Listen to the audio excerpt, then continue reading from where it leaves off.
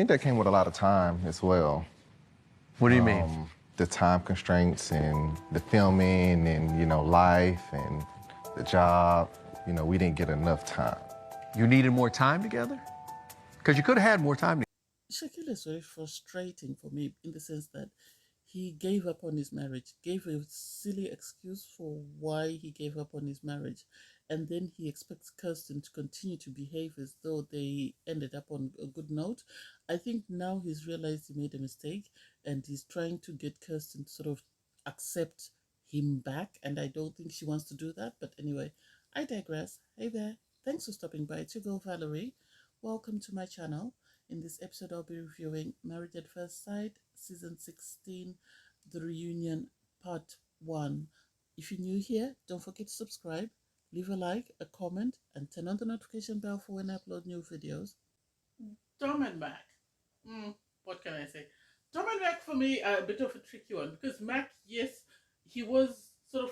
I feel Mac, some of the things he did were reactive to what Dom was doing, in the sense that they do talk about Dom's dog and the fact that she got a dog, and Mac was criticizing her, and Mac said, he was just bitter because she had refused to have anything to do with his dog. So the idea that she suddenly had adopted a dog is what stung him. This is why he made comments that were below the belt. And so, did he apologize?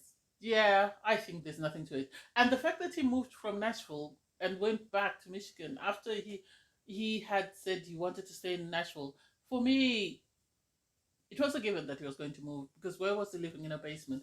Mavs apparently has a habit of moving people, or asking people if they want to move to a location so that they can film. They did the same thing on Love is Blind. So him moving back to where he had come from doesn't make any difference to me.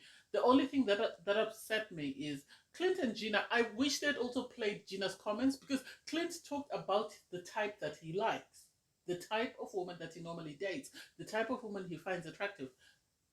All the ladies took offense to it. It's not his fault that they took offense to it. Gina said she didn't get on with red-haired people. Nobody said anything about that. But because Clint talked about a body type, everyone is now clutching their pearls and they're offended. How dare he say we're fat? No, he did not say you're fat. He said he normally likes very active people and he normally likes very slender people. And for Gina to say, oh, I was very offended because you didn't even know how many times I go to the gym. Going to the gym doesn't equate being active. Going to the gym doesn't mean you're very sporty. You could go to the gym and just be there to do gentle exercise, or you could be there for sightseeing. So the idea that, he doesn't know how many times I go to the gym, he doesn't. You didn't know anything about him, but you criticized him for his red hair. So please sit down somewhere and keep quiet. We really are not here for it. I don't get it. So the topic of Aries' cousin comes up. I disliked his cousin. I can't say I hate her because I don't know her, but I disliked her, and the way she treated Jasmine, being a woman herself, was wrong. Whether she's had a bad experience with people from the pageant world, there was no excusing the way she treated Jasmine. There was no excuse the way she spoke about Jasmine, calling her fake, calling her scripted, calling her rehearsed.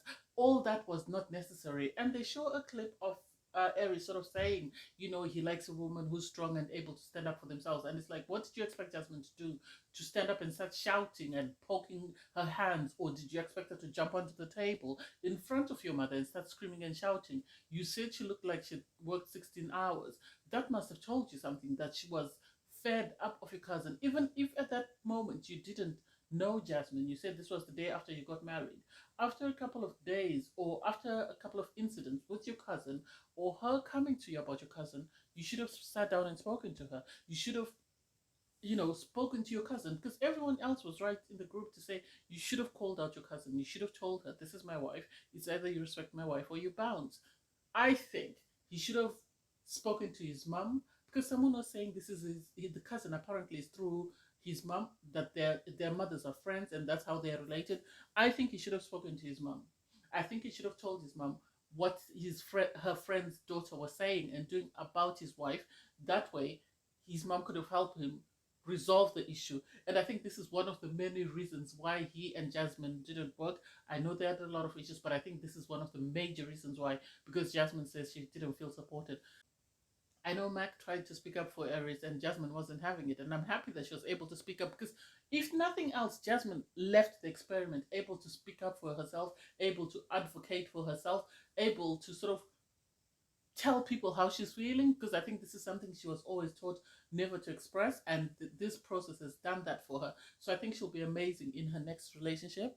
So Kevin brings out Aries and Jasmine as the first couple to come out on stage, and they have a conversation, obviously, about the fact that Aries apparently had a relationship with someone 2 weeks out from the marriage, and the person turns out to have been Jasmine's friend. And the way she found out, I think she spoke about this on the after party, that it was through them sort of sharing their friends on Instagram. And then also they spoke about the fact that he wasn't attracted to her and some of the inappropriate remarks he made. You know, like when he spoke about which sex position do you like and stuff, and Jasmine was saying he only needs to, if he's going to say 3 sentences, he needs to stop at number 2. And he himself acknowledged that, and he was asked, why did you not find Jasmine attractive? And I have to give him a lot of credit, because he said, out of respect for Jasmine and her family, he chooses to remain quiet because he doesn't want to offend them. He really loves the family. He really likes Jasmine as a friend, so he's chosen to keep quiet and not say anything negative that might impact the family, which I give him credit for.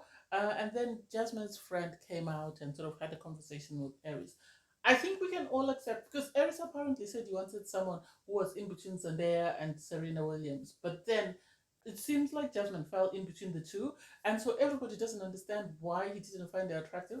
And I have to give it to Jasmine's friend for calling him out for the way his cousin spoke to Jasmine. That was very offensive. And also the fact that he said he wasn't attracted to her. And the friend said, you know, Jasmine is someone who's a cheerleader coach. She works with small children. She's not going to say or do anything inappropriate on camera because she still has to go back to work and face these people, and this will affect her livelihood. And so, had you tried something with her, I think you would have been surprised, because she might have been Meg the Stallion in bedroom without the cameras there, but she would never have done anything inappropriate on TV because she knows it lives there in perpetuity, which I've always said, that Married at First Sight likes to replay the negative scenes from someone over and over and over again. They still do that to Shanice and Jeffy. They still show her giving Jeffy a lap dance at her wedding. And for Aries, I think he's had some sort of growth. It seems. I don't know whether he had growth in God's relationships, but it seems him as a person, he's had some growth in this, in that he understands that he tends to be inappropriate with some of his comments. He understands that maybe his stance on relationships needs to change. They did speak about him having said that, you know, I want to be in an open marriage. And he turns out around and says, oh, you know, at times when I'm tired, I just say some of the most inappropriate remarks. And Jasmine said, oh, yeah, that's why I said he needs to say 2 sentences out of 3. It's a pity they didn't work out. It's a pity Aries didn't see the potential in Jasmine, because Jasmine was ready to be a wife, but Aries was not ready to be a husband. And sadly, he lost an amazing woman, because apparently Jasmine is now in a serious relationship with her mystery man, the one who was in a couple of episodes before, but we'll see. I don't know. Next up is Nicole and Chris. Nicole and Chris are a bit tricky one, because if you've watched my reviews throughout the season, I have been very skeptical about them as a couple, because I didn't understand what it is about them that actually made them work. Because I, like Kevin, felt like Nicole was going to bulldoze over Chris, because Chris seemed very quiet and very reserved, and Nicole seemed very outspoken and very sort of combative, and I didn't know how that would work out. They did show a clip about, you know, Nicole confronting the producers when they said that Chris couldn't bring both his dogs because they only were allowed 2 dogs, and how she reacted in that situation. I think Chris has been good for Nicole in the sense that he's sort of mellowed her, in the sense that because she loves him so much, she's had to do a lot of work on herself and sort of reflect on how she speaks to people and how people receive her. And I think this is why, even when she came out, they said she really wanted to speak to Kevin about his opinions about their marriage when they first had the discussion before they got married, and how she felt. And she was, I think, even Kevin himself was afraid of what she was going to say, but she was very reserved in her comments, which is surprising. So I think Chris has been very good for her. What do I think about their marriage? I don't know. I hope they don't end up being Mindy and Miguel. It seems they think that they will work and they can last a lifetime, and they say they have this amazing love story. I didn't really see it. I really didn't see it. I hope they last a lifetime because this is what I always want for the couples that I watch. Because I watch Married at First Sight for people to get married and have a lasting relationship. So I hope they work. But for me, I don't know. And Kevin, how dare he bring the BBD conversation with Nicole's dad when Chris is sitting there on the stage? I know it's a comment that the dad made, but he was asking because he didn't know Chris that well, because Chris is very reserved and very calm in how he speaks and how whatever he does. And so I think the dad was worried that Nicole was going to run all over him like everybody else. And so I think we're all surprised that they're actually working. How long they'll work for, we don't know. I think the thing they're going to struggle with is Nicole didn't want children. Chris seems to want children. And during the conversation with Kevin, he implied that they will have children. And Nicole is saying, no, we will revisit. So I think if they're going to break up, that is something that might break them up. But hey, we'll see how it goes. So next up is the five ladies, and they spoke about the fact that the guys immediately went back out there into them streets to look for ladies so that they could hook up, and how the guys seem to be bragging about their conquest and how they were dying to have sex soon after their decision day. Jasmine said Aries was counting down the days. Clint, obviously Clint, it was to be expected given how Gina treated him. And then Dom and Mac were the first to be divorced, so it's not surprising that he was back out in the streets. But Shaquille, I think because he was grieving his grandma, nothing was said. They also spoke about Jasmine and how she felt and how she struggled and how the girls were sort of able to surround her and shower her with love and kindness when she was struggling. And Aries missed out on a golden opportunity. The experts gave him what he was looking for, but sadly he didn't appreciate that. And I think it's going to take time for him to appreciate that. I remember he said, one of the things he took from Jasmine was the fact that she does a lot of charity work, she works with the children and stuff. So he said he was now into volunteering and stuff. But I think that he should have given his marriage an opportunity. One thing I always praise and love about Jeffy is Jeffy was not perfect, but Jeffy would always listen to anyone who spoke to him, and he would always put in the work. And this is why he and Shanice are still married 5 years down the line. And if Aries had paid attention, he would have surprised everybody. I thought he was going to be the Woody of the season, but sadly, he didn't. He was so focused on the appearance of the type of woman that he needed, and sadly, he didn't even try, and so he missed on a golden opportunity. Um, they then spoke about the type of guys that they feel that the women would like. Um, I think they were saying Jasmine needs to stay with her current guy. I don't know about that, dude. I don't know. We'll see. We'll see anyway. She will post him if he does propose. We'll see how that goes. Gina, apparently, they were saying she wants a manly man. And I'm like, but Clint is a manly man, though. The only thing is, he's a well-rounded man. He's loving, he's caring, he's attentive. He showed this in the way he looked after her dog, the way he prepared meals for her. So I don't get what she didn't like about him, apart from his hair color and the fact that he did crack jokes. But I think she just didn't like him as a person, and that's it. Dom, she wants an adventurous man. Hey, it is what it is. And then when they were asked about Kirsten, they all said Shaq. And Nicole went into great depth to say, I think Shaq is it. I think Kirsten and Shaq should explore their relationship. They need to work. And Kirsten was just staring at her. And Kevin didn't dig into that. So I don't know whether it's because we still have to wait for a segment on Kirsten and Shaq, or maybe the producers have just decided to keep it vague. I think the reason why Kevin might not have probed is because the producers have told him not to go into that until we get into the Kirsten and Shaq segment. But it seems the way everybody's talking about Kirsten and Shaq, it seems there's hope that they might decide to sort of work on their relationship, even though Kirsten continues to say no. Next up is Clint and Gina. Am I surprised about Clint and Gina? No. Do I think they should have tried again? No. Apparently, they've become closer since they got divorced. Obviously, they're still friends. They speak about the fact that they did try as much as they could, but things didn't work out, which I'm okay. To each their own. And they did speak about Jamaica and how their luggage was lost and stuff. And I'm surprised that Kevin did not address the ginger hair comments with Gina. They didn't bring that up, but they brought up the lady that he went on a date and the fact that she did talk about ginger hair. And I don't get why. Is it because Gina had a lot of backlash from the viewers saying, how dare she say that? I think if they were going to call out Clint on his comments about dating active women. They should have done the same for Gina. So I don't get why Kevin didn't address that. They say Clint, said he tried his best. Sadly, it didn't work out. Gina says she tried the best that she could, and just like clockwork, you have to trust Gina to promote her business, because somehow the topic came to her business, and the fact that the producers were playing music in the background, I think they just wanted to show, because they knew the viewers were complaining bitterly that it seemed Gina wanted to promote her business on the show. That's all she ever did. And Clint was questioned, oh, you said you thought that Gina wanted to promote her business, that's why she came onto the show. Why are we picking up everything negative that Clint said and did, and we are not picking up on what Gina did? Is it because Gina faced a lot of backlash from the viewers, or what?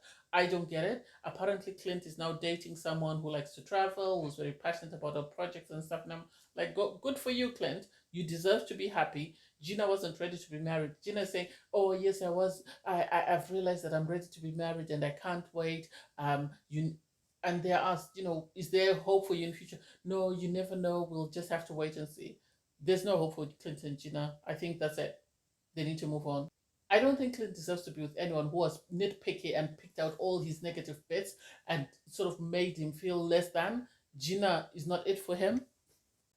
Then we have Kirsten and Shaq.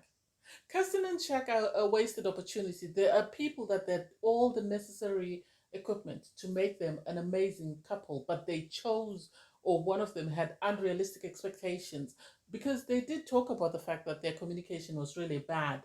It seemed like they both had high expectations.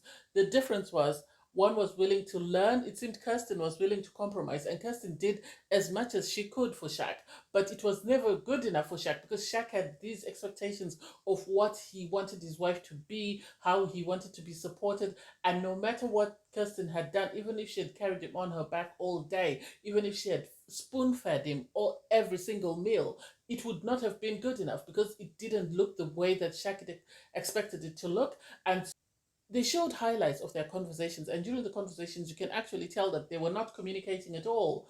If they were communicating, someone was only listening to what they wanted to hear. I think especially Shaq, and Shaq spoke about the fact that, oh, I received a call from a pastor from my church, and they sort of said I need to choose myself, and so I chose myself. And it's like, if you were going to choose yourself, you choose a partner for you that you know is amazing and has the potential to actually be an amazing wife with the right time and the amount of work that's needed. I think they should have stayed married, because Shaq is saying he's now in therapy. I think they should have stayed married, and they should have gone to couples counseling. I said this during the season, that they need to see an expert to help them with their communication, to help them navigate their relationship, and they will be a strong couple. I thought they would be the next Brianna and Vincent, Woody and Amani, Shanice and Jeff. I thought they would be that sort of couple, and to see that they failed just because Shaq was stuck in his head.